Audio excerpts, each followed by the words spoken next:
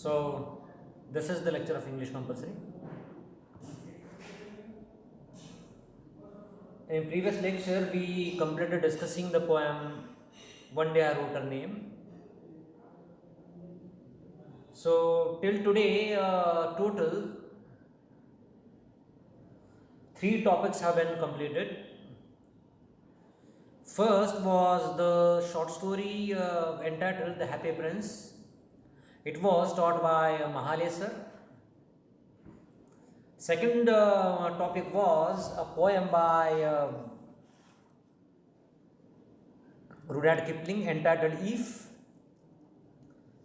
Third topic also was a poem. It was One Day I Wrote Her Name Upon the Strand. It was by Edmund Spenser. So recently we completed discussing that poem. Now in this lecture, this is the fourth topic that I am going to begin discussing. And this fourth topic is prose. Okay. If you remember in your school, you had certain sections like poetry, prose, like this. Prose means gadya. Poetry means padya. Okay, you know that. And this is a prose, and this is non-fictional prose. Non-fictional म्हणजे happy prince हे fictional म्हणजे काल्पनिक अशा पद्धतीचं ते होतं. हा जो म्हणजे एकंदरीत टॉपिक आहे हा एक प्रकारचा वैचारिक टॉपिक आहे. It is not a story. Okay, एक वैचारिक अशा पद्धतीचा टॉपिक आहे हा good manners.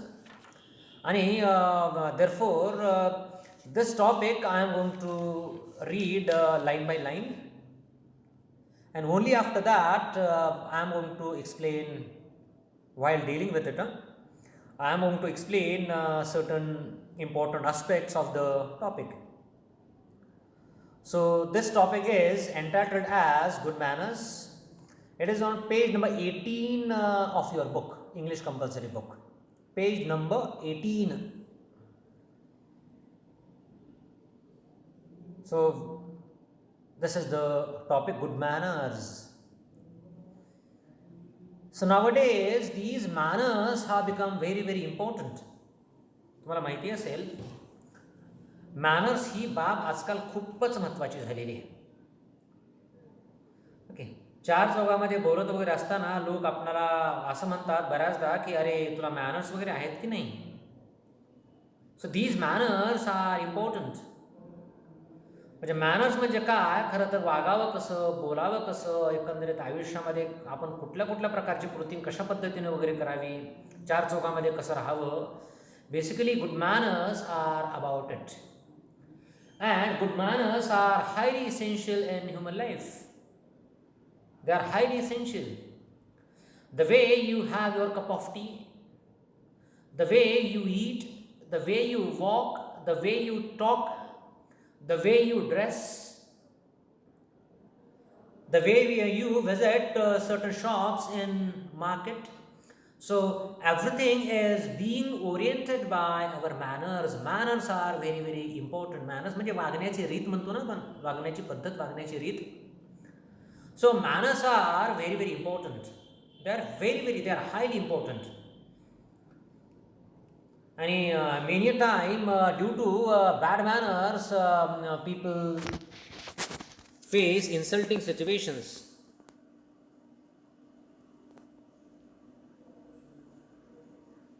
I am going to enlarge this. Just a minute.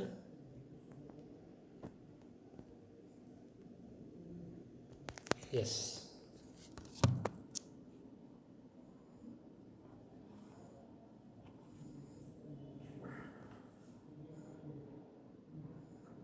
So how these good manners are important, it is given in this topic.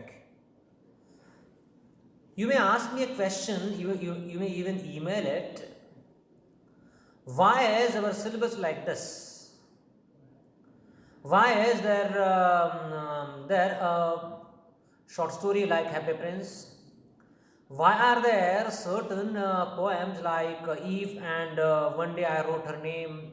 And even why is there a topic like good manners? खरं तर तुमचं हे वाढतं वय आहे. आणि समाजामध्ये वावरण्यासाठी एक आदर्श नागरिक कशा प्रकारचा असावा, एक म्हणजे या समाजाचा उत्तम अशा प्रकारचा एक घटक म्हणून किंवा एक आदर्श असा नागरिक म्हणून समाजामध्ये वावरण्यासाठी माणसाच्या अंगी कोणते कोणते गुण असले पाहिजेत, हे गुण वगैरे यावेत. खरं तर हा एकंदरीत या अभ्यासक्रमाचा खरं तर हेतू आहे, प्रयत्न आहे. म्हणजे ते गुण खरंच म्हणजे लागतात का, म्हणजे लागत नाहीत, म्हणजे हा प्रश्न जरी असला तरी म्हणजे काय, ideally speaking this is the expectation, अशा प्रकारची अपेक्षा आहे. यातून म्हणजे काय, तुमच्या म्हणजे पर्सनॅलिटीला म्हणजे काही काही गोष्टींची मदत झाली पाहिजे आणि तुमची पर्सनॅलिटी अतिशय चांगली बनली पाहिजे. That is the matter. So page number 19, and this topic is written by J.C. Hill. So let's read the lines on page number 19. So this page is seen on your screen. पहा, थोडंसं अपेक्षा अशा आहे की हे सगळं स्क्रीनवर दाखवण्याचा प्रयत्न असा आहे की तुम्ही वाचावं आणि अवघड शब्दांचे काही अर्थ वगैरे आवश्यक असतील तर ते अर्थसुद्धा माहिती करून घ्यावेत. ओके. एक तुम्हाला माहिती असेल, मॅनरला म्हणजे आणखी एक शब्द आहे, इटिकेट. इटिकेट कसं स्पेलिंग आहे इटिकेटचं? Just a minute.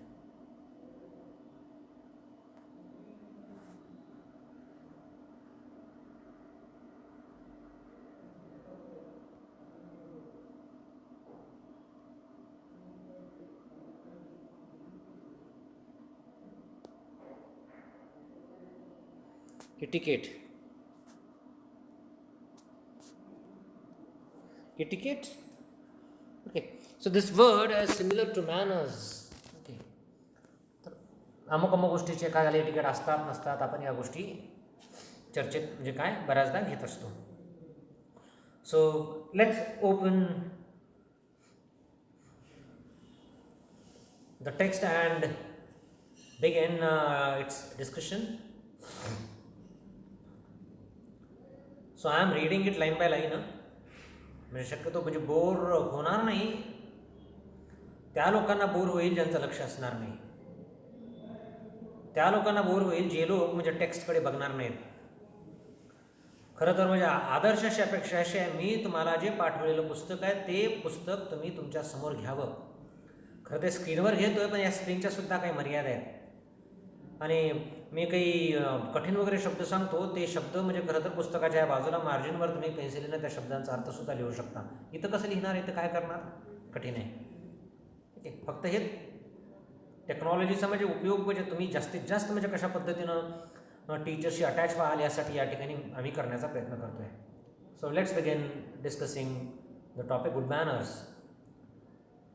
There was once a young man who was strong and healthy.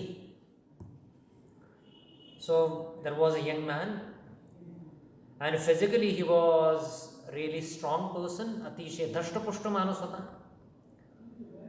Okay. आणि निरोगी अशा प्रकारचं त्याचं शरीर होतं. आरोग्य म्हणजे संपदा त्याला लाभलेली होती. अशा प्रकारचा एक म्हणजे तरुण माणूस होता की जो म्हणजे सशक्त होता शरीरानं आणि त्यासोबत म्हणजे काय आरोग्य त्याला लाभलेलं होतं. There was once a young man who was strong and healthy and enjoyed his life. Since that man was strong and healthy, so he could easily enjoy his work. त्याचं जे काही काम तो करायचा त्या कामाला तो एन्जॉय करायचा, त्या कामामध्ये तो आनंद घ्यायचा. आता बऱ्याचदा असं होतं की आपण ज्या प्रकारचं काम करायला लागतो आपल्याला खचितच म्हणजे त्या प्रकारच्या कामामध्ये म्हणजे आनंद मिळायला लागतो, पण असं असता कामा नये. आपलं एकंदरीत म्हणजे काम जे आहे त्या कामामध्ये आपण आनंद मिळवला पाहिजे, तरच ते काम चांगलं होऊ शकतं, तरच आपण आयुष्यामध्ये आनंदी राहू शकतो. नाही तर सारखं म्हणजे काय गळा काढायचं नाही, माझं काम असं माझं काम तसं, तक्रार करू नये. ओके. तक्रार केल्यानं म्हणजे प्रश्नांची गुंतागुंत आणखी वाढत असते, प्रश्न सुटत नसतात. And healthy and enjoyed his work. तर धष्टपुष्ट अशा प्रकारचा माणूस होता. अतिशय स्ट्रॉंग अशा प्रकारचा माणूस होता, त्याला आरोग्य पण लाभलेलं होतं. अशा प्रकारचा माणूस तो स्वतःचं काम सुद्धा चांगल्या प्रकारे एन्जॉय करायचा. In every way he felt on top of life. नेहमी त्याला फ्रेश वाटायचं. सो याचा अर्थ दुसरा असा घ्यायचा की ही was really a positive person. अतिशय सकारात्मक अशा म्हणजे प्रकारचा त्याचा दृष्टिकोन सदैव असायचा जीवन जगत असताना. त्यामुळे नेहमी always he would feel on top of life, म्हणजे अतिशय उत्साही असायचा तो, अतिशय उत्साह. ओके. सो इंग्लिशमध्ये कसं म्हणतात पहा, म्हणजे तो खूप उत्साही होता किंवा आहे. सो काय म्हणायचं, he is bubbling with enthusiasm असं म्हणायचं. ही इज बबलिंग, बबल म्हणजे बबल म्हणतो ना आपण बुडबुडे. He is bubbling with enthusiasm. He was really an enthusiastic fellow. Okay. अतिशय उत्साही गृहस्थ होता तो. And every way he felt on top of life and had no sympathy for uninterested folk. Uninterested म्हणजे निरस अशा प्रकारचे लोक असतात ना, या म्हणजे निरस लोकांच्या बद्दल याच्या मनामध्ये बिलकुल सिम्पती म्हणजे सहानुभूती नव्हती. ओके. हे जे निरस आणि अतिशय बोरिंग अशा प्रकारचे लोक असतात ना, या लोकांविषयी म्हणजे माझ्या मनामध्ये म्हणजे तिळमात्र अशा प्रकारची सुद्धा सहानुभूती नाही, असं त्याचं नेहमी म्हणणं असायचं. Had no sympathy for the uninteresting folk म्हणजे लोक, जे अतिशय निरस अशा प्रकारचे लोक असायचे, त्या निरस अशा लोकांविषयी म्हणजे याला बिलकुल सहानुभूती असायची नाही याच्याकडे. And had no sympathy for the uninteresting folk who seemed to form such a large proportion of the population. त्याला असं वाटायचं, सीम म्हणजे भासणे, वाटणे. म्हणजे कसं वाक्यामध्ये वापरावं सीम, हे काय सीम म्हणजे सिम नाही बरं, सिम काढणं. It is S I M. आपण हे या ठिकाणी कसं माहिती का, हे सीम SEEM, सीम म्हणजे भासणे. आता मी असं म्हणेन की he seems to be a good person. तो मला चांगला माणूस वाटतो. वाटणे किंवा भासणे अशा पद्धतीने वापरावं वाक्यामध्ये.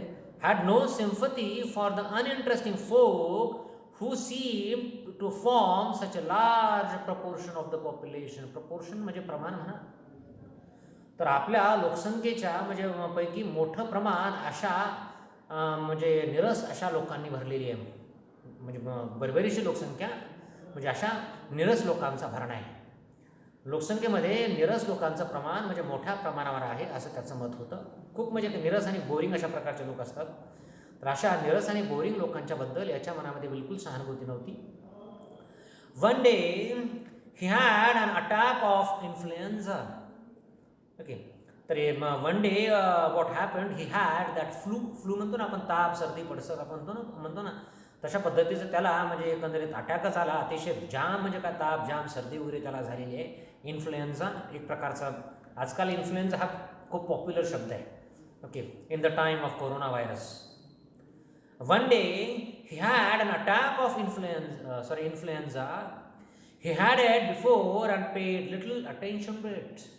Attention, laksha. Actually, he had suffered from the same attack in the past.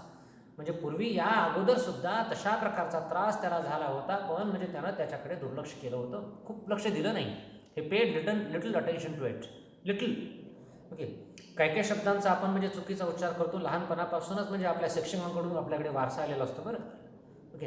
त्यामुळे some people have the habit of pronouncing this word little as little.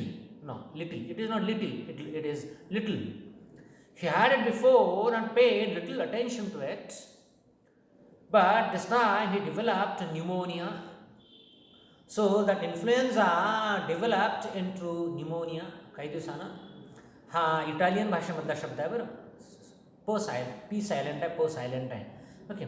So gradually that influenza became serious and it developed pneumonia later. हळूहळू काही दिवसानंतर म्हणजे इन्फ्लुएन्झाकडे त्यानं लक्ष दिलेलं नाही आहे, त्याची काळजी वगैरे त्यानं घेतली नसेल, औषध गोळ्या वगैरे घेतल्या नसतील.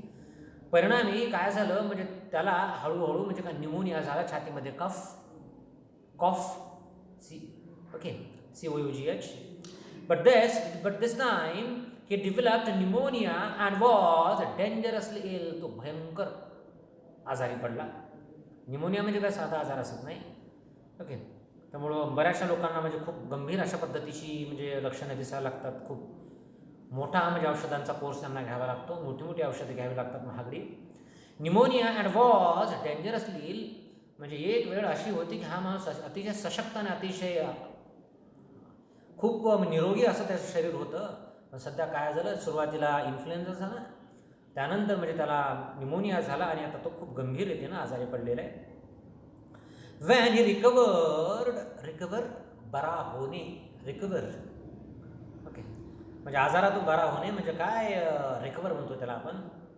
Van he recovered he could only move slowly. आजारातून उठल्यानंतर सुद्धा तो अतिशय हळूहळू चालू शकायचा. खूप म्हणजे त्याच्या परिणाम म्हणजे तब्येतीवर अनिष्ट परिणाम झाला होता त्या निमोनियाचा. Van he recovered he could only move slowly. He was easily tired. चटकन म्हणजे त्याला दम लागायचा, चटकन म्हणजे थकल्यासारखं व्हायचं. ओके, त्या आजाराचा परिणाम. ही was easily tired and life became difficult for ham. खरं तर जीवन जगणं म्हणजे काय त्याच्यासाठी खूप मुश्किल बनलं, डिफिकल्ट, अतिशय कठीण बनलं. Okay, so this was the overall condition of that young man. खूप चांगला म्हणजे त्याची तब्येत चांगली, सशक्त अशा पद्धतीचा माणूस, धडधाकट माणूस आपण म्हणतो ना, त्यासोबतच म्हणजे काय खूप मोठ्या प्रमाणात निरोगी असा असणारा ग्रहस्थ, ज्याला म्हणजे जे लोक अतिशय बोरिंग असतात म्हणजे किंवा निरस अशा प्रकारचे लोक असतात, या लोकांच्याबद्दल याच्या मनामध्ये बिलकुल सहानुभूती नसणारा, या माणसाला एके दिवशी इन्फ्लुएन्झा झाला आणि हळूहळू इन्फ्लुएन्झाचं म्हणजे काय निमोनियामध्ये म्हणजे डेव्हलपमेंट झालं आणि त्यानंतर आजारी पडला. बरा झाल्यानंतर सुद्धा तो काही चांगल्या पद्धतीनं स्वतःच्या ॲक्टिव्हिटीज करू शकत नाही. खूप वीकनेस त्याला आलं होतं. When he recovered he could only move slowly. He was easily tired and life became difficult for him. चटकन म्हणजे त्याला थकल्यासारखं व्हायचं आणि थोडंसं कठीण झालं त्याचं जीवन त्याला. Okay, so this was this man. When he was well enough to go to work. जेव्हा आता ही त्याची पूर्वीची परिस्थिती आजाराच्या अगोदरची. when this person was well, at that time he would go to his office every day. दररोज जायचं ऑफिसला. when he was well enough to go to work, he found the journey home very tiring. पाहिजे tiring, TIRING. Okay, तर tiring म्हणजे काय, अतिशय दमछाक होऊन जायची घरी येत असताना त्याची. So you may be knowing the condition of the people in Mumbai. तर मुंबईमधल्या म्हणजे लोकांची तुम्हाला परिस्थिती माहिती असेल. The way they travel by those local trains, so their commuting is very you can say tiresome. खूप थकून भागून जातात ते लोक. तशाच पद्धतीने याला व्हायचं. घरी येत असताना म्हणजे काय जीव थकून जायचा याचा. ओके, आणि काय करायचं तो पहा. He looked at the strong young man sitting comfortably in the train or bus. तर शरीरानं धडधाकट असणारे म्हणजे सशक्त असणारे लोक म्हणजे छानपैकी ट्रेनमध्ये आणि बसमध्ये सीट धरून बसलेले आहेत. ट्रेन और bus. And then feeling tired himself. त्या धडधाकट म्हणजे लोकांना, निरोगी लोकांना बसलेलं बघून आरामपैकी खुर्चीमध्ये सीटमध्ये बसून राहिलेले लोक आहेत हे खूप म्हणजे याला वाईट वाटायचं त्या लोकांकडे बघून आणि दमल्यासारखं व्हायचं लोकांना तसं बघून. Comfortably in the train and then feeling tired himself, noticed how tired some of the older people were who वर स्टँडिंग बिसाइड हिम. तर माझी परिस्थिती ठीक आहे, मी तरुण आहे, आणखी आजारी असलो तरी म्हणजे आजारातून बरा झाला असलो तरी ठीक आहे, पण माझी परिस्थिती अशी आहे तर म्हाताऱ्या कोताऱ्या लोकांची, एकंदरीत माझ्या शेजारी उभे असणाऱ्या लोकांची परिस्थिती कशी असेल. बऱ्याचदा असं होतं की ड्रायव्हर बसचं म्हणजे एस टी बसचं म्हणजे बसचा ड्रायव्हर जोरात ब्रेक दाबतो आणि तो म्हातारा 2-3 कोलांट्या उड्या खायला लागतो त्या बसमध्ये. दिस इज बॉडी वीकन्स. ओके, वयामुळं म्हणजे माणसाचं शरीर म्हणजे अतिशय वीक बनत असतं. तर त्या म्हाताऱ्या लोकांकडे पाहून तर म्हणजे याच्या बाजूला थांबलेल्या खूप याला वाईट वाटायचं, किती त्यांना त्रास होत असेल हे पाहून. बिसाइड म्हणजे काय, च्या बाजूला. आता पहा, this book is beside my mobile. माझ्या मोबाईलच्या बाजूला म्हणजे काय, पुस्तक ठेवलेलं. आता हे बॉटल आहे, मी सुद्धा असं म्हणू शकतो मोबाईलच्या बाजूला बॉटल ठेवलेली आहे, इंग्लिशमध्ये असं म्हणायचं. This bottle is beside my mobile phone. माझ्या मोबाईलच्या बाजूला ही बॉटल ठेवलेली आहे, beside. Okay, in front of म्हणजे समोर. आता हे पुस्तक समोर ठेवतोय पहा या अर्थानं. आणि तुम्ही म्हणाल की बिसाईड आणि बिसाईड्स म्हणजे काय फरक आहे? आता तुम्ही वर्गामध्ये सध्या तर जात नाही, पण वर्गामध्ये तुम्ही म्हणाल की I am sitting beside my friend. माझ्या मित्राच्या किंवा मैत्रिणीच्या बाजूला मी बसलो किंवा बसली आहे या अर्थानं. च्या बाजूला बिसाईड म्हणजे. आणि बिसाईड्स येस लावा, त्याचा अर्थ म्हणजे त्याशिवाय. बिसाइड्स दिस बुक, मी असं म्हणू शकेन, besides this book I have 2 मोर. या पुस्तकाव्यतिरिक्त, या पुस्तकाशिवाय माझ्याकडे आणखी 2 पुस्तकं आहेत. च्याशिवाय, ॲडिशनली आपण म्हणतो ना, बिसाइड्सचा अर्थ. आणि बिसाइड म्हणजे च्या बाजूला. Gradually he got strong again. So gradually means slowly. This young man became strong as his health could completely recover.